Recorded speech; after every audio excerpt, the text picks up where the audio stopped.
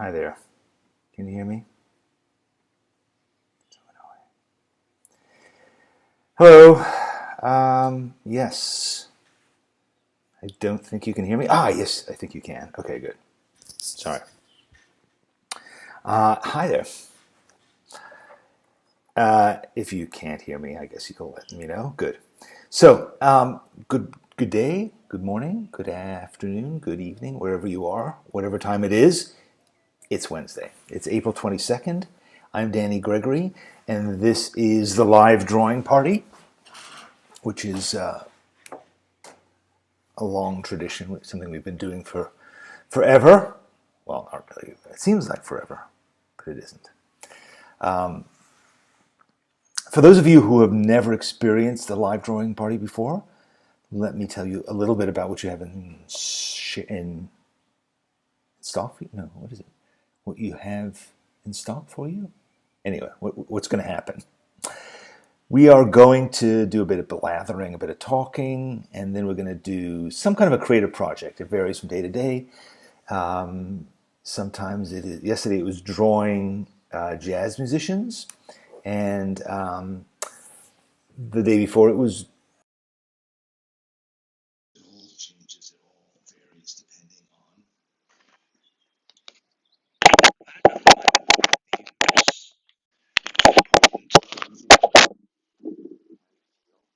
Today we're going to be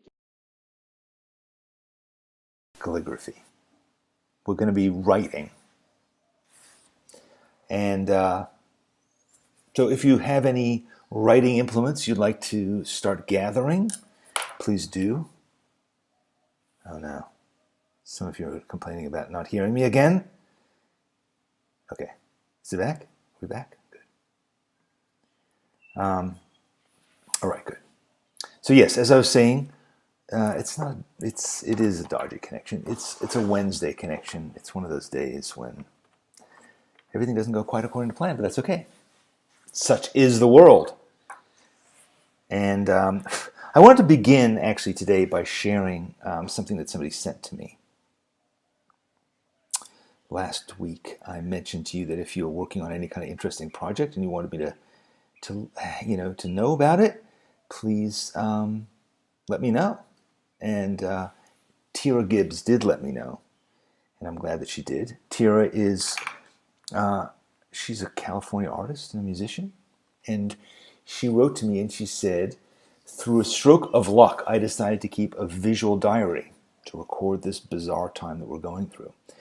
And I began on the very first day that we were required to shelter at home here in the Bay Area in California.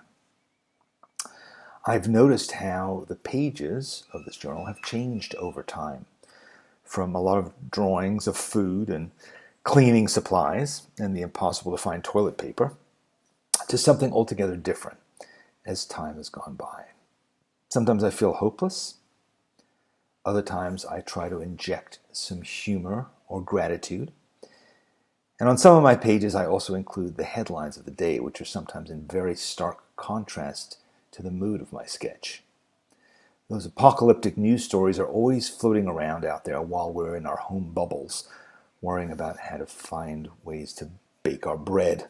It's all very surreal. Anyway, I thought you might enjoy seeing a few of the pages. I do these every day, and I email them to several friends every night, and I post them on my Facebook page, which is set to friends only access. I also shared some, but not all of the pages on my Instagram page. There's no better time than now to make the most of our sketchbooks, right? And I agree. And I think that she's done, and I just want to show you, she was kind enough to send me a few pages from her sketchbooks, which I'm going to share with you. And here we go. So this is the first, I'm showing them to you, I think, in the order that she made them. This is day 3. And so as you can see, she does, it's just a weird juxtaposition of these beautiful watercolors, but also the news of the stuff that she's writing down about headlines and so forth. This is about about Facebook and about having a Facebook friend who crossed the line with political posts and how she responded. That was day 6, March 22nd. Here's a visit to the hardware store where the shelves looked empty, so she quickly ran in and grabbed a bunch of stuff, including some toilet paper. She also lists the number of cases there, and this is March 27th, day 11. This one I think is very powerful. They say it feels like drowning. March 29th, day 13.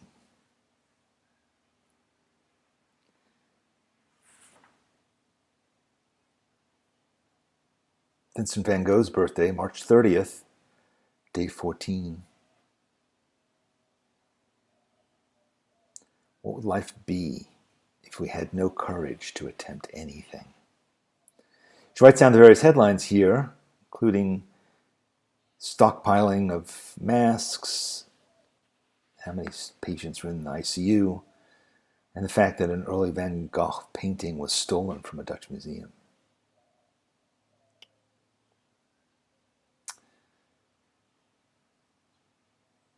The view out the window and memories of the home she grew up in.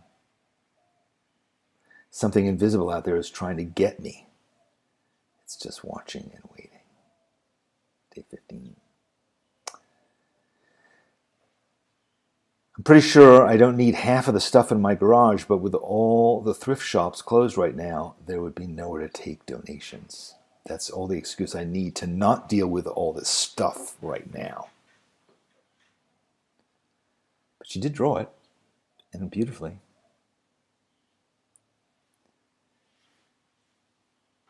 To plant a garden is to believe in tomorrow. Audrey Hepburn said that, and that gives me some chills. Day 17, April 2nd. Over 1 million cases worldwide.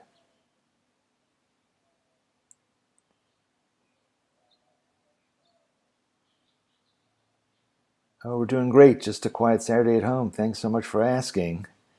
As the various apocalypses converge on her house.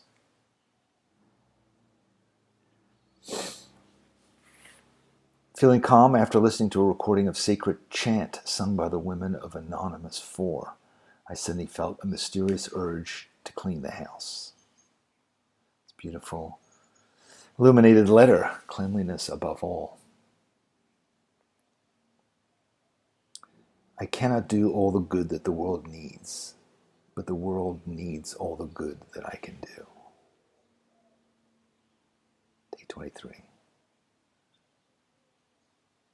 A day of heavy, threatening skies that did not bring rain but made me feel heavy all day.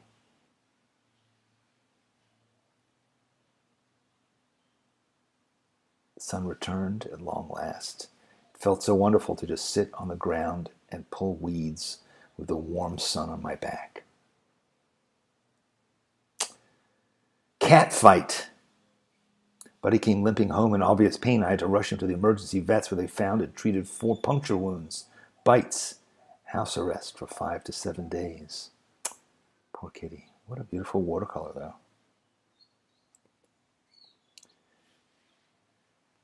In memory of my sister Leslie, who died 11 years ago today and who loved butterflies.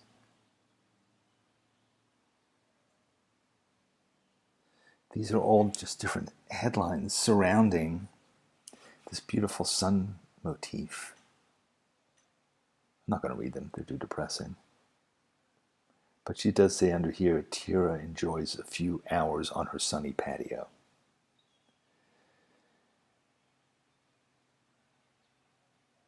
Her cat continues to recuperate.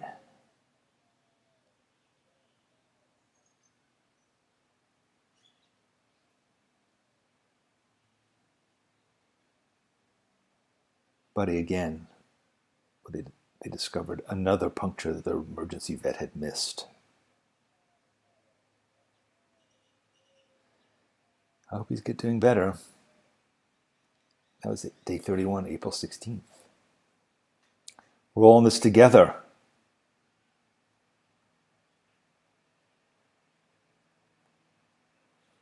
Learn from roses. Even when trampled, they give off perfume, not despair. My roses are opening. Day 33, April 18th. Beautiful, aren't they? Sad, but also what an amazing record for her to have of this time, you know? Makes me think of something that my friend Vanessa Bradley Newton says: learn to turn your pain into paint.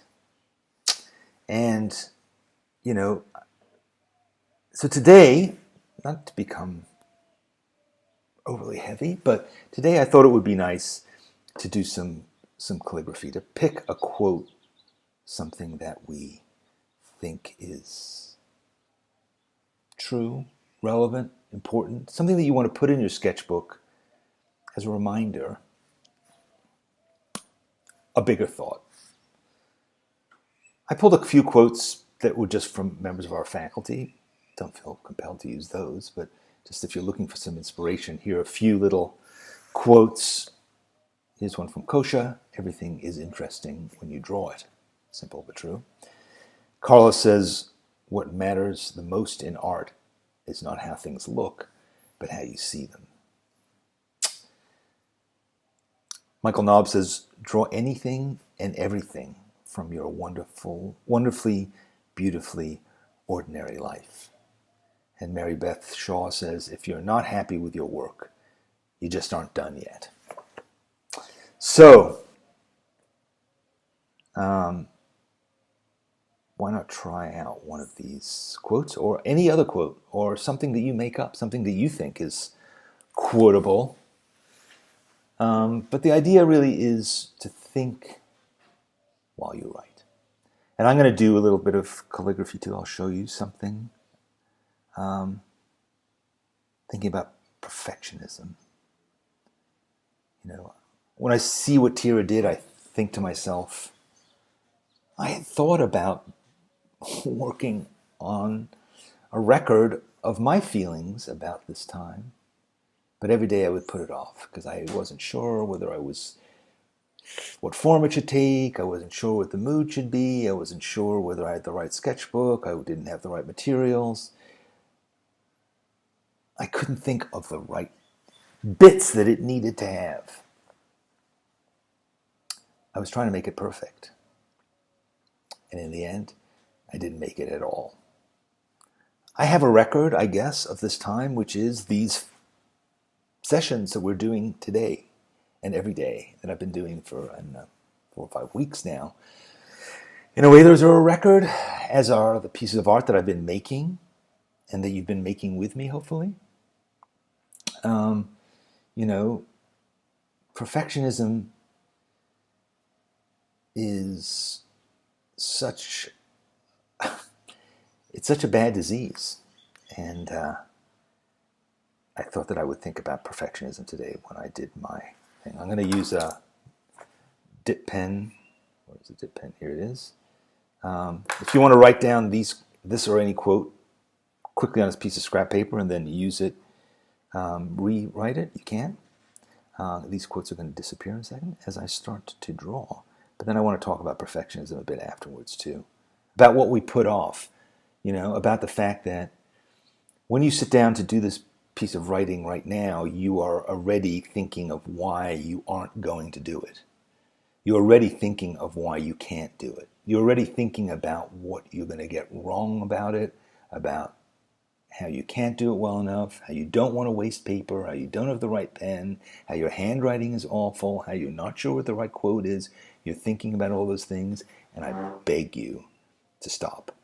I beg you to instead start.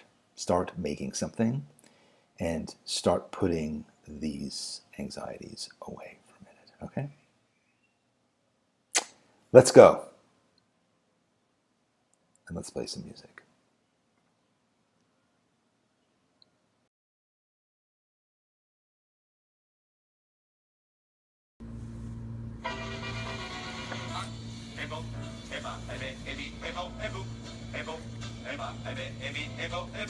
Kiss me. Bésame. Embrasse-moi. Kiss me. Baciami.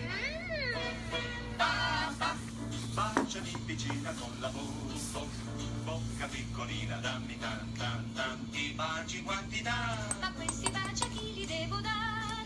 Oh, bimba birichina, tu sei bella spadassina, quale tentazione sei per me. Ma questa tentazione che cos'è? Via e fiebe, cara sillaba con me. Biblia, ubia, uba. Sono tanto deliziose queste sillabe d'amore.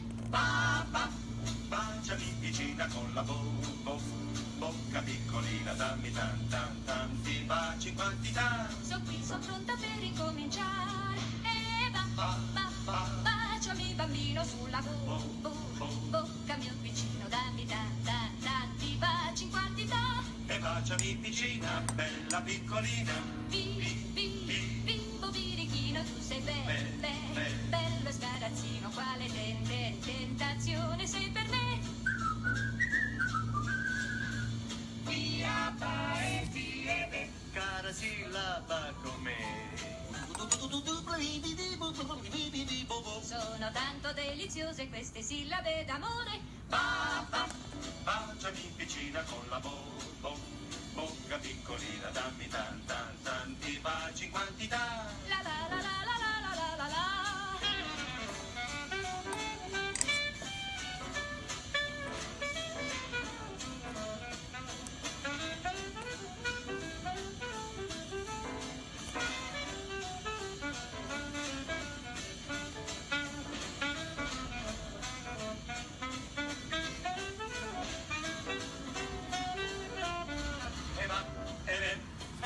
Ma che? Questo bacio che cos'è?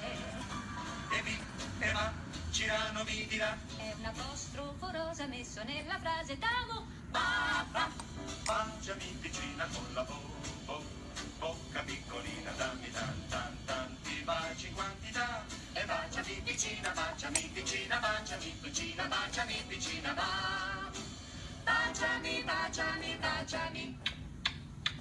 mi avvicina.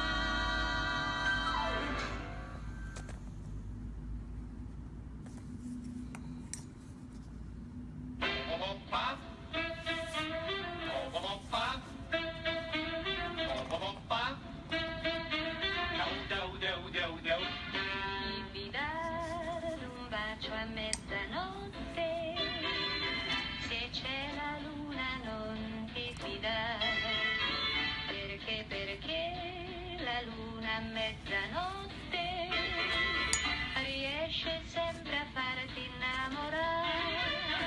Non ti fidare di stelle e galeotte che invitano a volersi amare. Mezzanotte per amare, mezzanotte per sognar fantastica. Ma come farò senza più amare? Ma come farò senza baciare? Ma come farò a non farmi tentare? Luna tu, non mi guardare, luna tu, non curiosare, luna tu, non farla sentinella. Ogni stella in cielo parla il mio cuore, ogni stella in cielo parla d'amore, ogni stella in cielo sarà la mia stella.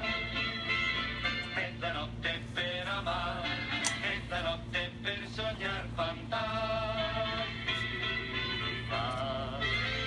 Non ti fidare d'un bacio a mezzanotte, senza baciare, se c'è la luna non ti fidare, perché la luna a mezzanotte non curiosare, riesce sempre a farti innamorare. Non ti fidare di stelle e galeotte parla d'amore, che invitano a volersi amare. mezzanotte per amare, mezzanotte per sognare fantastica.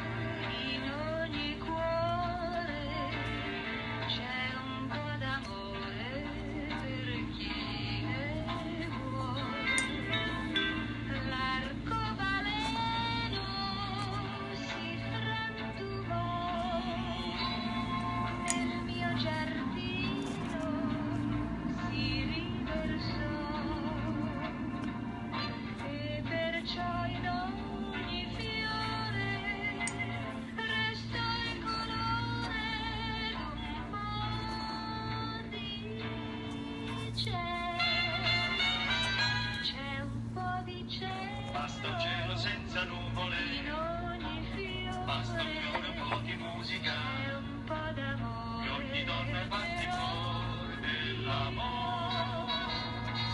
c'è un po' di cielo, Queste cose per noi c'è uomini un po' di mare, sono invece solo favole, per sognare, che non ci va di sognare.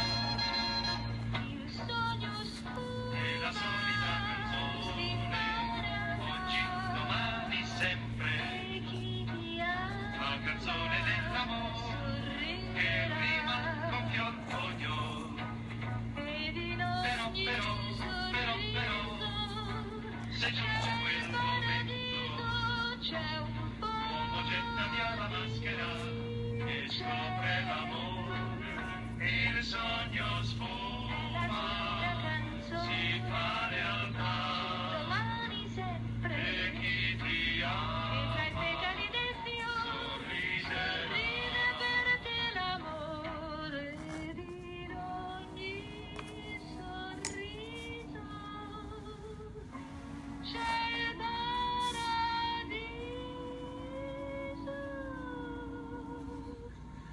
C'è un po' di cielo, un po' di cielo, un po'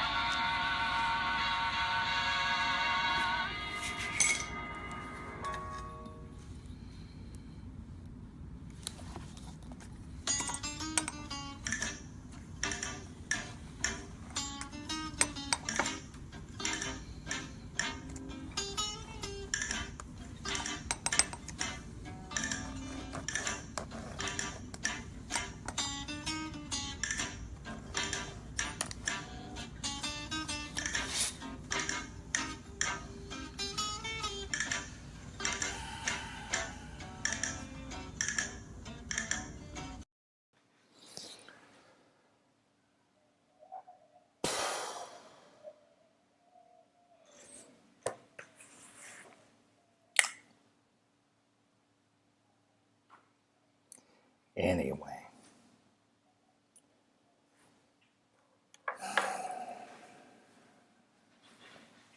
So, yes, I'm sure you did whatever you did perfectly. But yeah. See, the thing about perfectionism is that it's not ultimately about doing it well. It's really about never doing it well enough. Like, no matter how much you plan, no matter how hard you do it, your inner critic is going to sabotage you, or is going to tell you that it's not good enough, or is going to tell you that, yeah, that was pretty good, but can you do it again? And that cycle of thinking that we get into ultimately is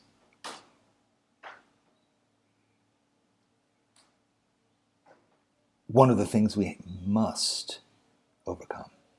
Because being a perfectionist isn't an admirable trait.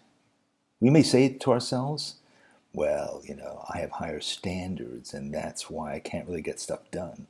But to be honest with you, that's bullshit. The fact is, you're afraid. You're afraid of being judged by yourself or by others. And it's better to stay in the starting blocks than it is to come in second or third or fourth or fifth place. It's better to not move at all than to risk falling on your face. So when I see people kind of boasting, sort of, not really, but boasting about their perfectionism, I'm not impressed. I don't think it's cool or great or you're super foxy because, you really need to do it well or else you're not going to bother. I think it's a lame excuse for not just jumping in and trying it. Because the fact is that you will only get better. You will only approach this perfection that you so desperately need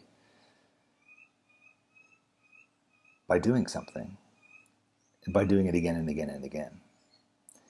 And I say all this not to insult you or hurt your feelings, but because I am one too. I am there. I am a fellow sufferer. And I know that this impulse has done nothing to advance the quality of what I do. It's just held me back. Because the only way to get better is to keep going and to keep doing stuff. And perfectionism just gets in that way.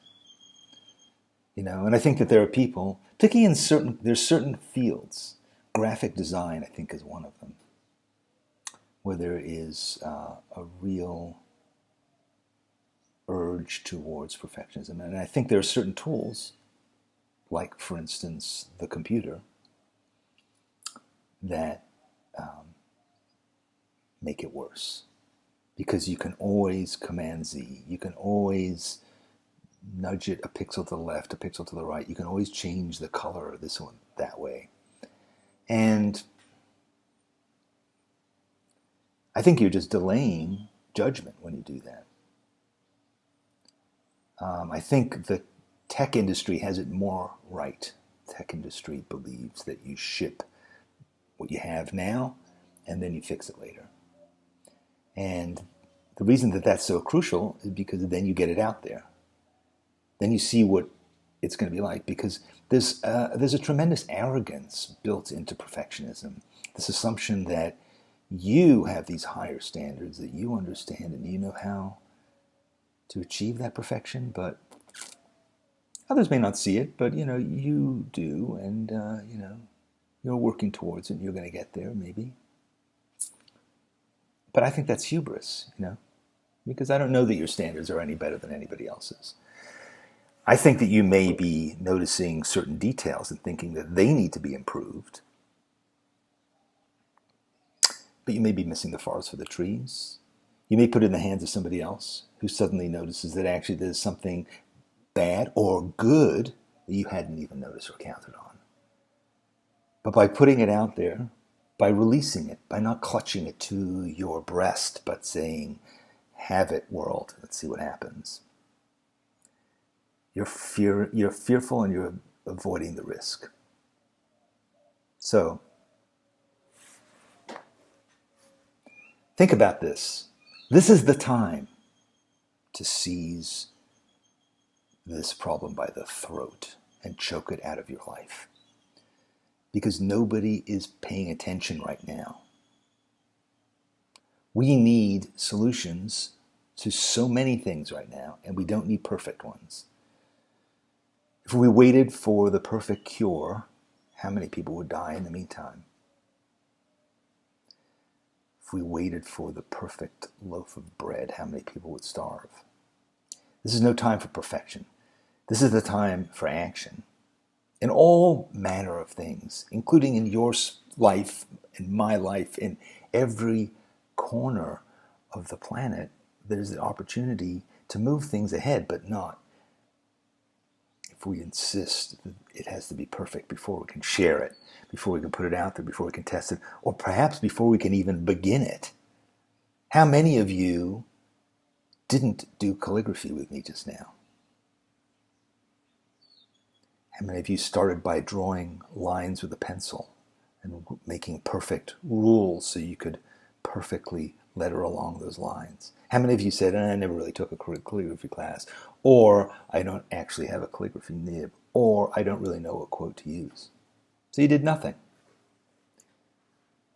And this is the way it works.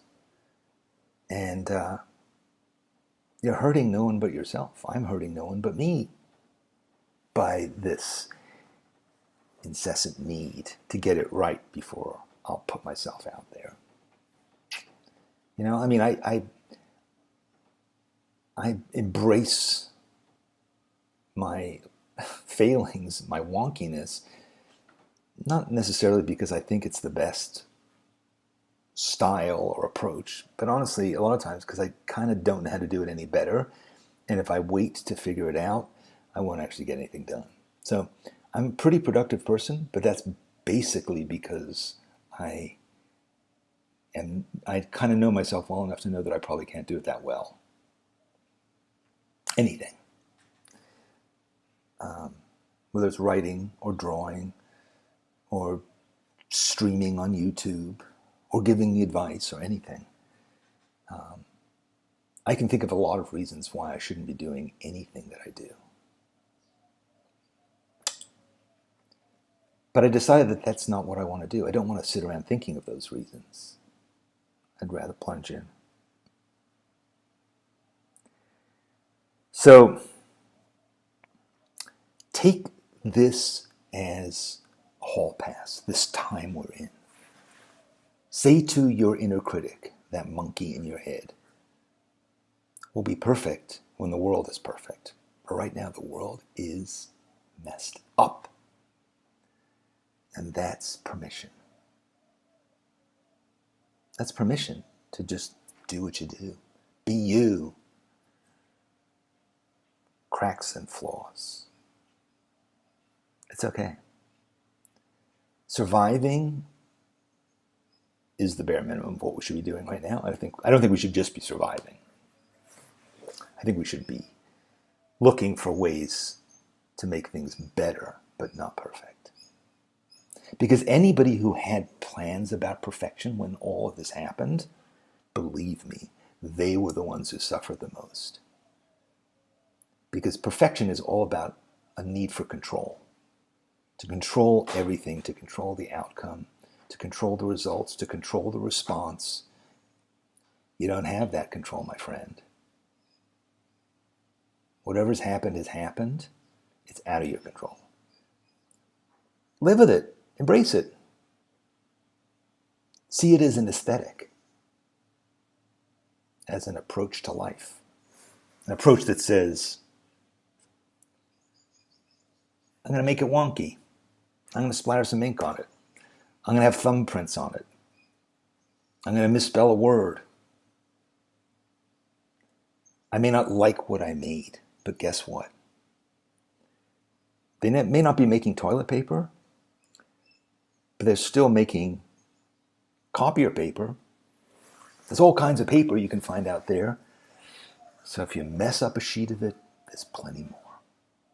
And if there isn't, use the back of a shopping bag. Use the inside of a cardboard box.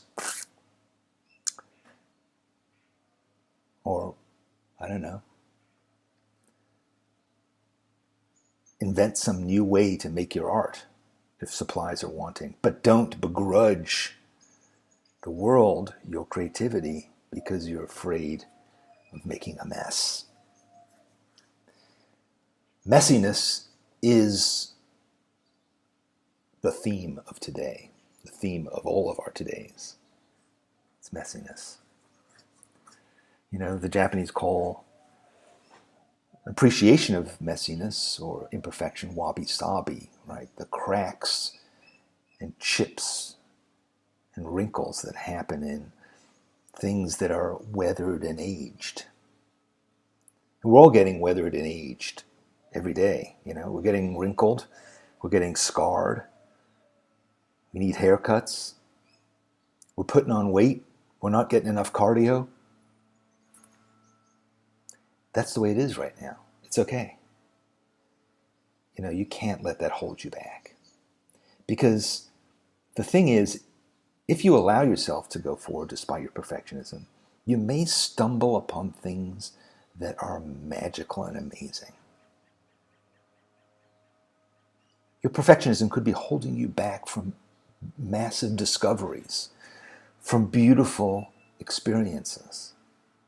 You know, and I mean, when we looked at Tira's journal before, it wasn't perfect. We could critique it if we wanted to. She may critique it, but if she had, she probably wouldn't have made all those pages.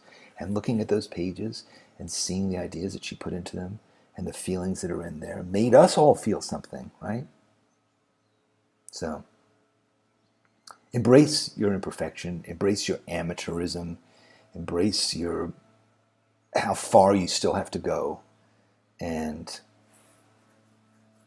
get on with it. Make some stuff. All right. I feel like I've been a little earnest, a little grim today, but I just ruined a perfectly good piece of calligraphy by trying to draw a straight line with a ruler, people. Anyway, have a great day. Have a perfect day. And failing that, have a decent day. Let's meet again tomorrow. I have an idea of what we're going to do tomorrow, and it will be fun too. Maybe it'll be a bit goofier. Let's see. It's Wednesday, hump day. Tomorrow's Thursday, mini Friday. Then it'll be Friday. Then it'll be the weekend, which is kind of the same as Monday. But anyway, have a perfect day. See you later.